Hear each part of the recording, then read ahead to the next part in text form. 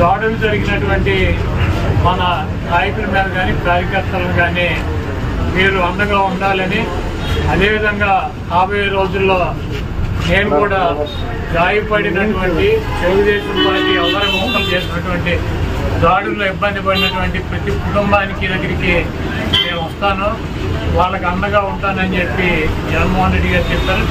అదేవిధంగా మన జరిగినటువంటి ఎన్నికల్లో ఇంత మంచి చేసి ఇన్ని రకాలైనటువంటి సంక్షేమ కార్యక్రమాలు అందించి మనం ఓడిపోయాము.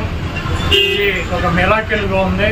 దేశవ్యాప్తంగా కూడా మన దగ్గర ఆధారాలు లేవు, అయినప్పటికీ దేశవ్యాప్తంగా మరి శకుని మామ ఎలా అయితే పాచికలు ఎలా కావాలంటే అలా వేస్తాడో అలా తెలుగుదేశం పార్టీ, జనసేన, బీజేపీ కావాల్సినట్టు అక్కడ పాచికలు పండి అని చెప్పి మా పార్టీ కానీ జగన్మోహన్ రెడ్డి గారి కానీ మాది కానీ అభిప్రాయం. అదేవిధంగా రేపు రాబోయే రోజుల్లో ఈ 6 నెలలు కూడా కొంత టైం ఇచ్చి చూద్దాము. ఆ తర్వాత చంద్రబాబు నాయుడు చెప్పినటువంటి దొంగ హామీలని ఎట్టి పరిస్థితుల్లోనూ నెరవేర్చలేడు. ఎందుకంటే ఇవాళ చూసిన సూపర్ 6 అని పెట్టాడు.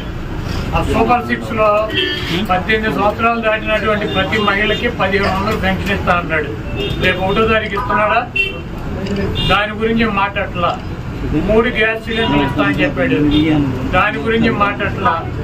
బస్సుల గురించి మాట్లాడలా. అదేవిధంగా బీసీ కానీ, ఎస్సీ కానీ, ఎస్టీ కానీ వర్గాలకి 50 సంవత్సరాలు దాటిన వాళ్ళకి పెన్షన్ ఇస్తానని చెప్పాడు సూపర్ 6లో. దాని గురించి మాట్లాడలా. అది ఎప్పుడు ఇస్తాడో చెప్పట్లా. అదేవిధంగా ఇంకోటి 20 లక్షల మందికి నిరుద్యోగులకి ఉద్యోగాలు ఇప్పిస్తాను. ఉద్యోగాలు కనుక ఇప్పించలేకపోతే ఈ లోపు 3000 రూపాయలు నిరుద్యోగ వృత్తి కూడా ఇస్తానని చెప్పి సూపర్ 6లో పెట్టాడు. మొన్న తెలంగాణలో హరీష్ రావు గారు మాట్లాడుతూ చూస్తున్నాడు, చంద్రబాబు నాయుడు గారు చెప్పిన వాగ్దానాన్ని ఏమీ చెప్పాడు.